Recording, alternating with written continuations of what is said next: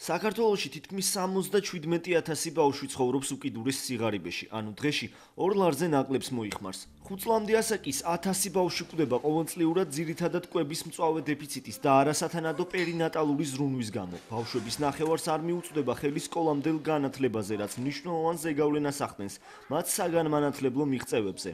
მიუხედავად მნიშვნელოვანი პროგრესისა ბავშვთა სახლებში ბავშვების რაოდენობის კლების მხრივ ყოველწლიურად 6 წლამდე ასაკის 400 ბავშვი უმეტეს დროს ჯერ კიდევ ატარებს დიდი ზომის სამზრუნველო დაწესებულებაში.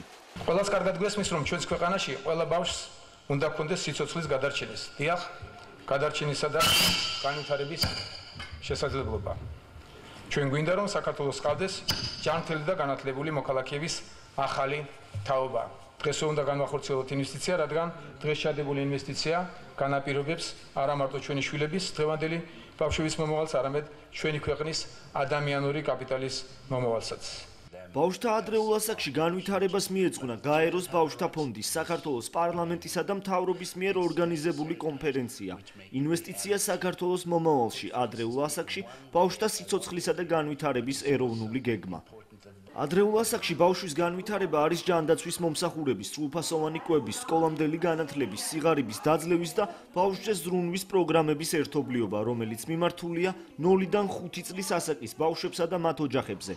მსოფლიოს მასშტაბით ჩატარებული კვლევები ადასტურებს, რომ ადრეულ ასაკში ბავშვის განვითარება არამხოლოდ ბავშვის ჯანმრთელობაზე, კეთილდღეობაზე და დაცვაზე ახდენს გავლენას, არამედ საფუძველს უყრის ეკონომიკურ ზრდას საშუალო და გრძელვადიან პერსპექტივაში.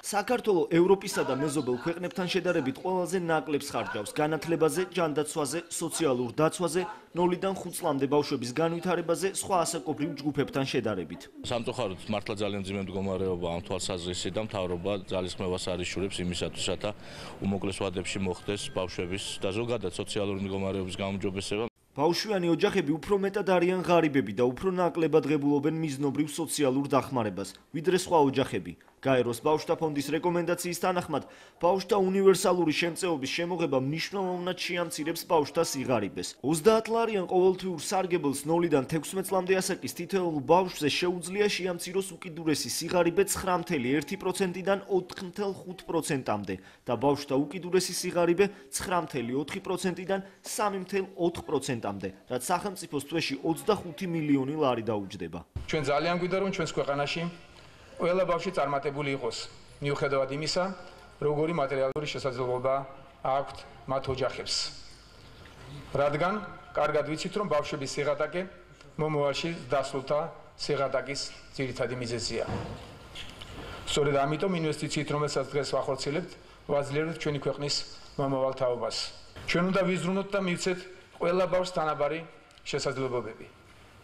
ჩვენი ამის მორალური ვალდებულება გვაგისრია და ეს ვალდებულებები გვაგისრია როგორც ბავშვთა უფლებების კონვენციის მონაწილე მხარეს. დიდი იმედი გვაქვს, რომ ამ პროცესში მხარს დაგვიჭერენ გაეროს ბავშვთა ფონდი და საერთაშორისო თანამეგობრობა. საქართველო 42 ადგილზეა 5 წლამდე ასაკის ბავშვთა სიკვდილიანობის თვალსაზრისით ევროპის 44 ქვეყანას შორის. კვების დეფიციტი ორსულ ქალებში და ადრეული ასაკის ბავშვებში გავლენას ახდენს ჯანმრთელობაზე, ფიზიკურ და ინტელექტუალურ განვითარებაზე, სკოლაში აკადემიურ მოსწრებაზე, პროდუქტიულობაზე, ეკონომიკურ ზრდაზე. საქართველოში ყოველწლიურად 5 წლამდე ასაკის თითქმის 300-მდე ბავშვი იღუპება ორსულთა ანემიის, დაბადების მცირეწონიანობის, ფოლიუმის მჟავის ნაკლებობასთან ასოცირებული თანდაყოლილი ანომალიების არასრულფასოვანი ცუძუთი კვების გამო. საქართველოში ჩატარდა ძალიან საინტერესო კვლევა ნუტრიციოლოგიური, ანუ შეაფასეს კვებითი სტატუსი როგორც ქალებში, რეპროდუქციული ასაკის ქალებში, ასევე ბავშვებში. და ვნახეთ ძალიან სავალალო შედეგები. იცით როგორი შედეგები, რომ პრაქტიკულად თითქმის ყველა მეოთხე ბავშვი და დედა უვლინდება რკინის დეფიციტი.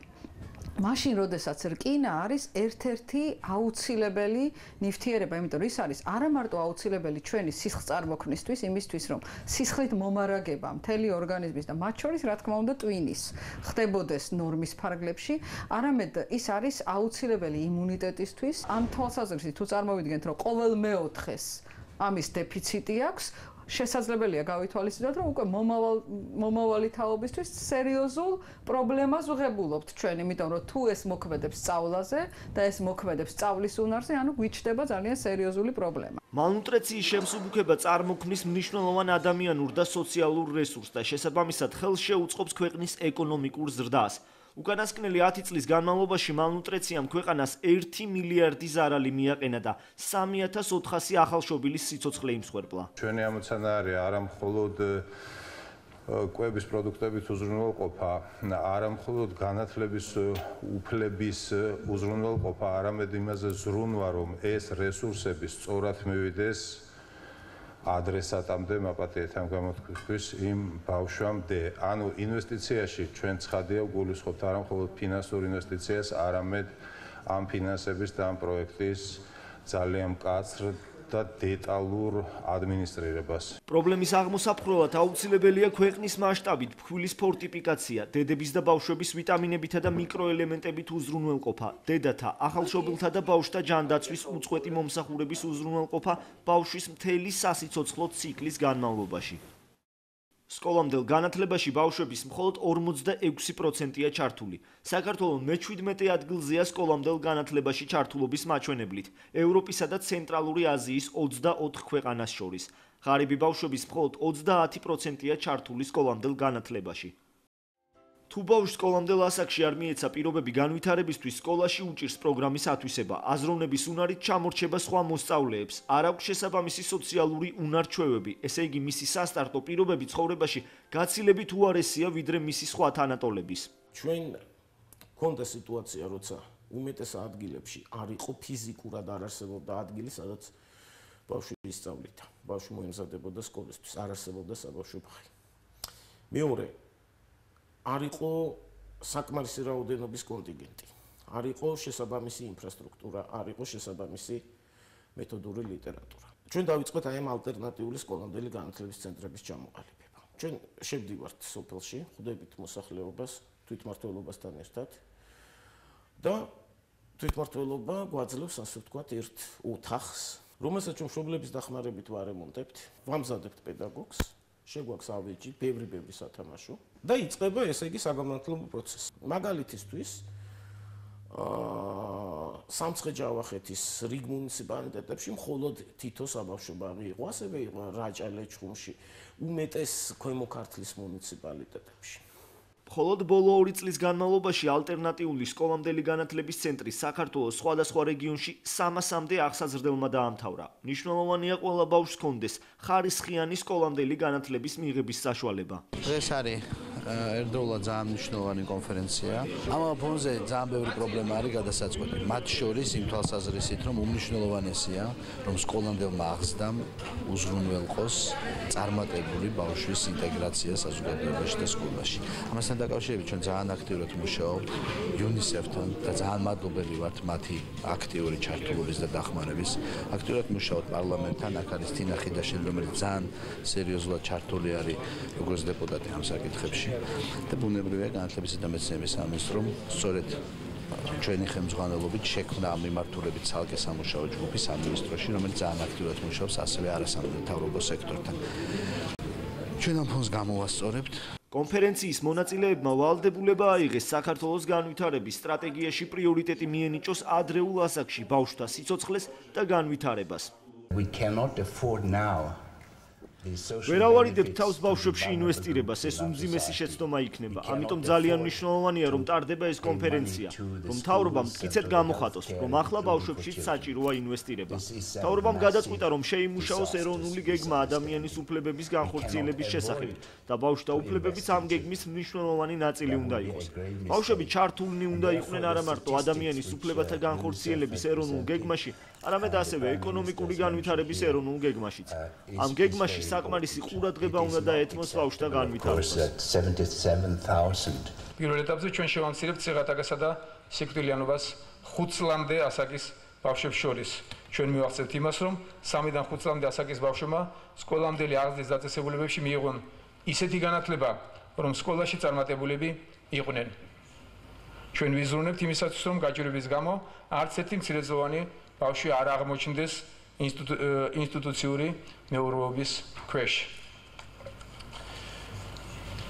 ჩვენთვის მეტად მნიშვნელოვანია დღევანდელი კონფერენცია და აქ მიღებული გადაწყვეტილებები. ჩვენ ვიღებთ პასუხისმგებლობას, რომ შევქმნით სათანადო მექანიზმს ამ გადაწყვეტილებების ცხოვრებაში გასატარებლად.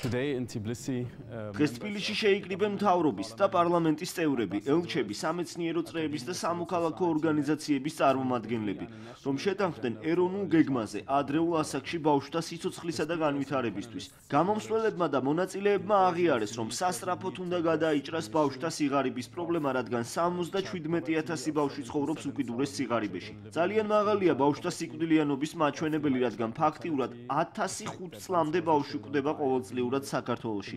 ბავშვების ნახევარს, განსაკუთრებით კი ღარიბ ბავშვებს, არ აქვს შესაძლებლობა მიიღონ სკოლამდელი განათლება. კონფერენციაზე 4 სხვადასხვა სამუშაო ჯგუფი მუშაობდა ამ საკითხებზე და შეთანხმდნენ დეკლარაციაზე, სადაც ასახულია ძირითადი პრინციპები აღნიშნული პრობლემის მოსაგვარებლად. კერძოდ, დეკლარაციაში 4 ძირითადი მიზანია. პირველი, ბავშვთა სიკვდილიანობის შემცირება, რათა მიღწეულ იქნას 1000 წლეულის განვითარების მიზანი, ანუ 16 ბავშვამდე 1000 ცოცხლად შობილზე. მეორე, სკოლამდელი განათლების ხელმისაწვდომობის გაზრდა, ანუ ბაღებში ჩარიცხვის მაჩვენებლის ამჟამინდელი 46%-დან 100%-მდე გაზრდა და განათლების ხარისხის გაუმჯობესება. მესამე, უკიდურესი სიღარიბის შემცირება 0-დან 6 წლის ბავშვებში და ამ მაჩვენებლის განახევრება ბავშვთა შეღავათის შემოღებით. მეოთხე, ინსტიტუციური ზრუნვის ნებისმიერი ფორმის გაუქმება 6 წლამდე ბავშვებისთვის. სამუშაო ჯგუფები შეთანხმდნენ იმ ნაბიჯებზე და ზომებზე, რომელიც უნდა გატარდეს ამ მიზნის მისაღწევად. შევთანხმდით, რომ დაარსდება სექტორთა შორისი კომიტეტი პრემიერ-მინისტრის ხელმძღვანელობით, რომელიც ამ მიზნებს განახორციელებს. გამომსვლელებმა აღნიშნეს, რომ ეს არა მარტო ცალკეული ბავშვების მდგომარეობას გააუმჯობესებს, არამედ პოზიტიური გავლენა ექნება მთელ საზოგადოებაზე. ხელშეუწყობს მომავალ კეთილდღეობას, ეკონომიკურ ზრდას და ადამიანური კაპიტალის განვითარებას. ეს ძალიან მნიშვნელოვანია საქართველოს წინსვლისთვის. კონფერენციის ფარგლებში ყველა აღნიშნული მიმართულებით შეიქმნა სამუშაო ჯგუფები, სამთავრობო და არასამთავრობო ორგანიზაციის წარმომადგენლების შემადგენლობით, რომლებიც შეიმუშავებენ კონკრეტულ ნაბიჯებს საქართველოში ადრეულ ასაკში ბავშვთა სიცოცხლისა და განვითარების საკითხებზე.